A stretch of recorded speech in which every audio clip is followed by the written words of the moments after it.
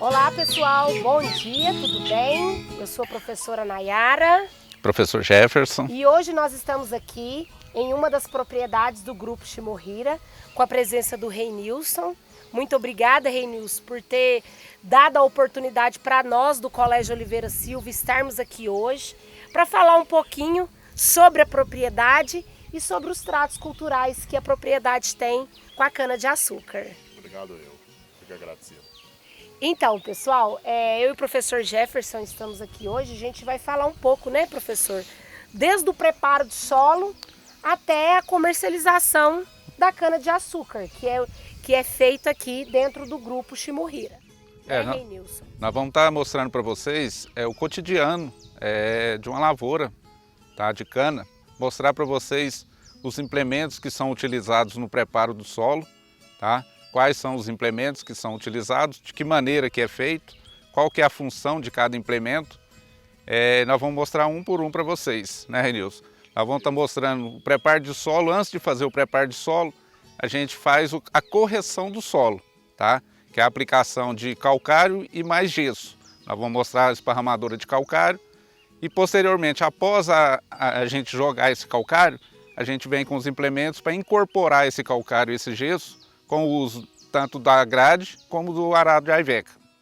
Mas a gente sabe, né, professor Jefferson, que antes de tudo isso estar acontecendo, existem vários processos administrativos atrás, né, Reinilson? E aqui o Grupo Shimohira hoje, ele é uma empresa ainda familiar ou já é um grupo que tem vários administradores? É um grupo que tem vários administradores, sim, mas tudo familiar. Tudo familiar. Isso, a primeira geração, a segunda geração e daqui uns dias vai estar a terceira geração. Isso é muito bom, isso a gente chama, né, gente, de sucessão familiar. E dentro das nossas empresas rurais, que é claro que hoje a gente trata, né, uma empresa como essa, já como empresa, é muito importante a sucessão familiar. E a gente sabe que em grandes empresas isso já não está acontecendo. Em grandes fazendas, os filhos, né, Reinilson, estão deixando, não querem trabalhar. E aqui a gente tem um grande exemplo de sucesso, de uma empresa de sucesso que trabalha, né, com a sucessão familiar. Isso, a empresa ela começou no ano de 1970, quando começou na Rancho Alegre, perto da BP. E aí, depois disso, veio crescendo e hoje está aí com vários produtos que planta, cana, tem o plantio de algodão, que é o que eles eram fortes, era o algodão. Sim. E já está com alguns anos que vem plantando cana e está o grupo crescendo e nós estamos juntos para que o crescimento venha atingir não só o grupo, mas nós também. Porque o mais importante disso daí é que gera emprego para várias e várias pessoas. Isso é muito importante, ter essa visão, né, Reinilson? A gente não pode pensar só no dono da empresa, nós temos que pensar em nós também. A empresa tem que continuar, a gente tem que trabalhar de mãos unidas, né, para que isso cresça cada vez mais. E é muito bom a gente ver que uma empresa, né, de dentro da nossa cidade, da nossa região, ter esse poder, né, de trabalho, de geração de mão de obra que nós temos. E aqui hoje, né, em se tratando, né, ele falou pra gente que tem produção de soja, né, vocês trabalham com soja, algodão e a cana-de-açúcar. Todas essas etapas, vocês têm tudo dividido administrativamente, quem faz tudo isso, a aquisição das mudas, a escolha da adubação, análise de solo, como que é feito esse processo? Nós temos o gerente nosso, que é o Vinícius, ele é o gerente, ele é agrônomo. E nós temos o Marcos Yuri, que é o filho do Mário. Ele fica nessa parte de administrar na lavoura também. Só que cada área tem um encarregado, que nem eu tomo conta da área da cana, tem outro rapaz que toma conta da área do algodão e o outro que estava aqui que toma conta da área do preparo de solo.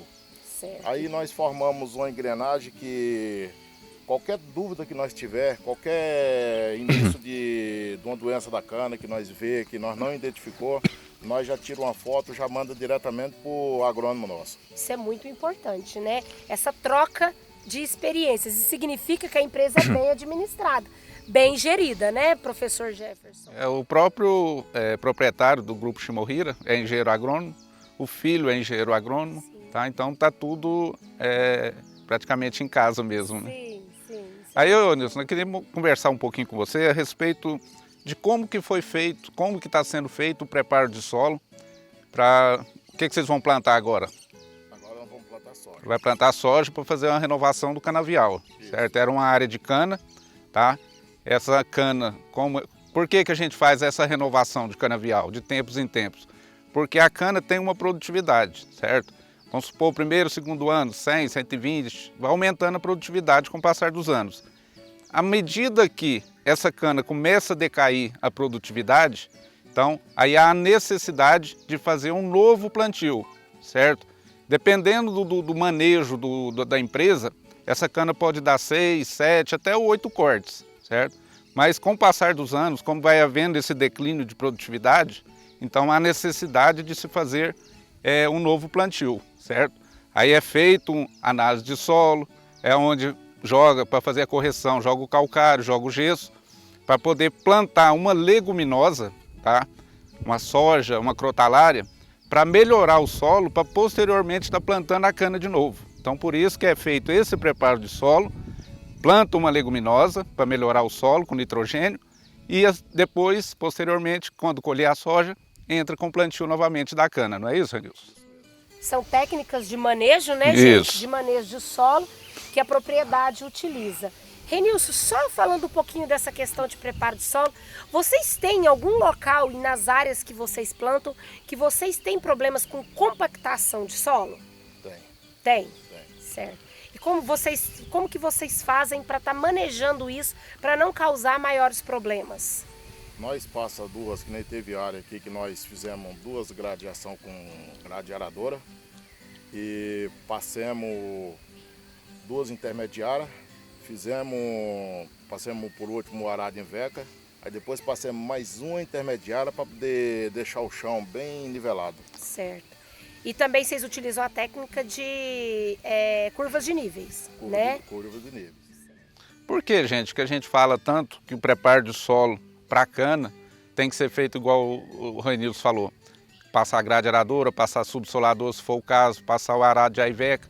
É porque o sistema radicular da cana, como a cana é uma cultura que vai ficar vários anos produzindo, então nós temos que proporcionar para a cultura, para a cana, o maior sistema radicular possível.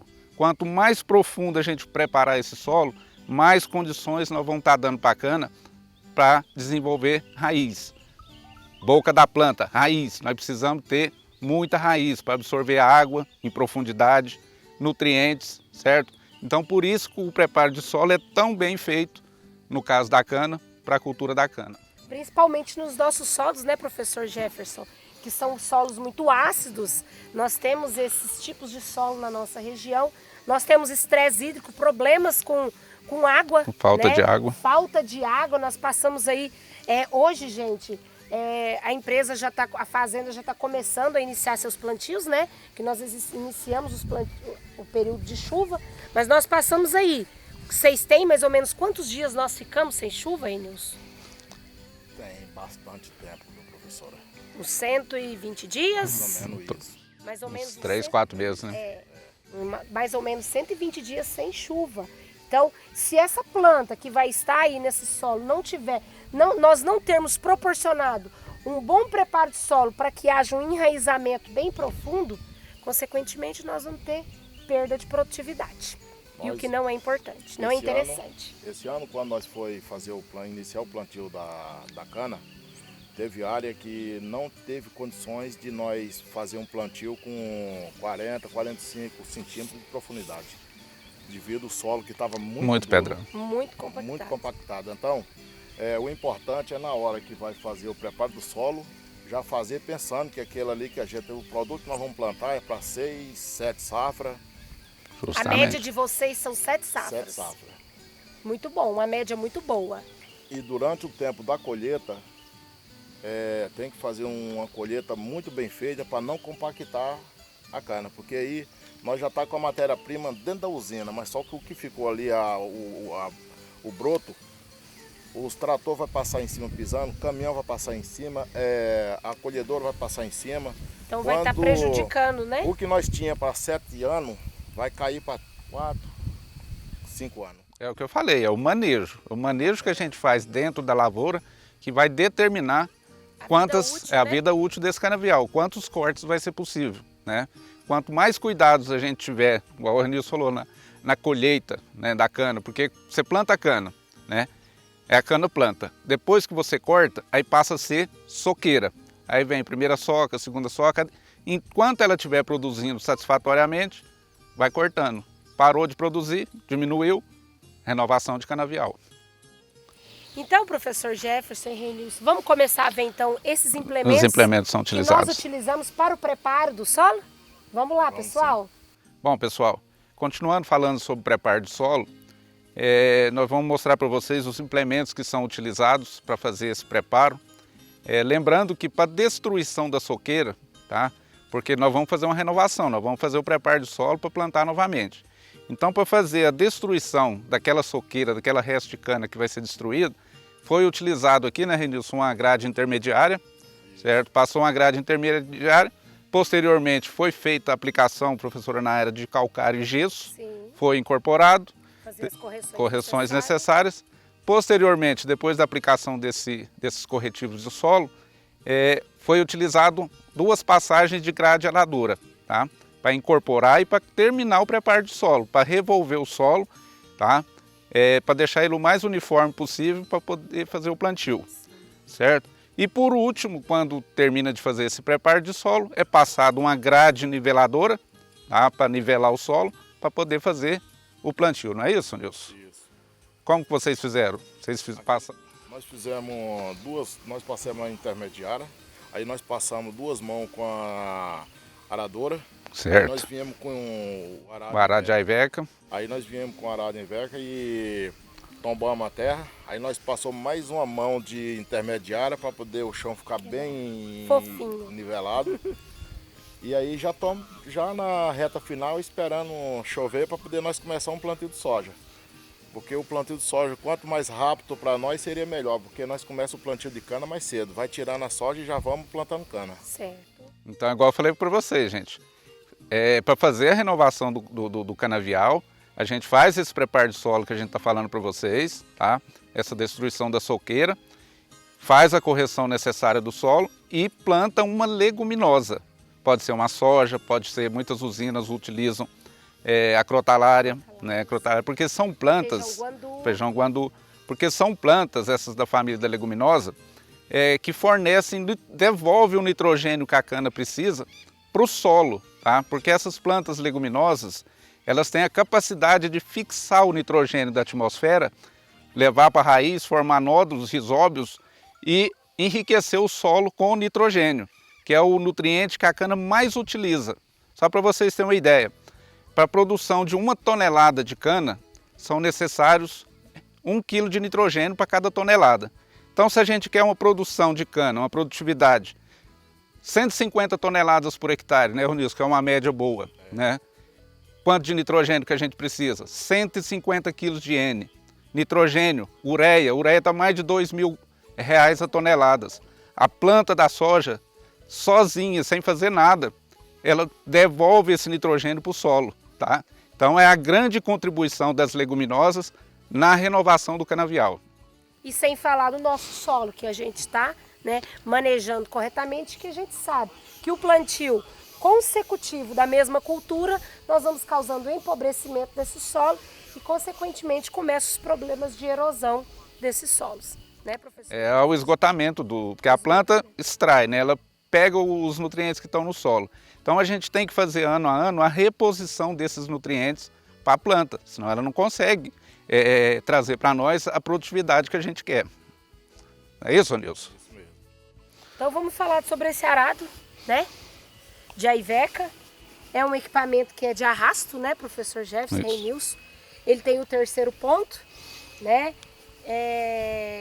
Ele tem 4 hastes, vocês... Estou faltando 5. Ah, sim, ele tem 5 hastes, né? Qual que é a profundidade que vocês conseguem alcançar com esse equipamento, com esse implemento? Varia muito do solo. Do solo. Varia muito, mas a gente faz de tudo para alcançar pelo menos 55 50. centímetros. O trator que vocês utilizam aqui, de quantos Quantos CV? 290 CV. 290 CV. Então a gente precisa de um trator, de uma máquina potente para poder arrastar um implemento desse aqui e aprofundar pelo menos 50 centímetros no solo. Então não é com qualquer tratorzinho que a gente vai conseguir realizar um preparo. Alcançar, né? De nada adianta eu ter um implemento de boa qualidade se eu não tenho uma máquina para arrastar, né, com potência. Olha o tamanho desse implemento, né, gente? Vamos passar para o próximo? Vamos.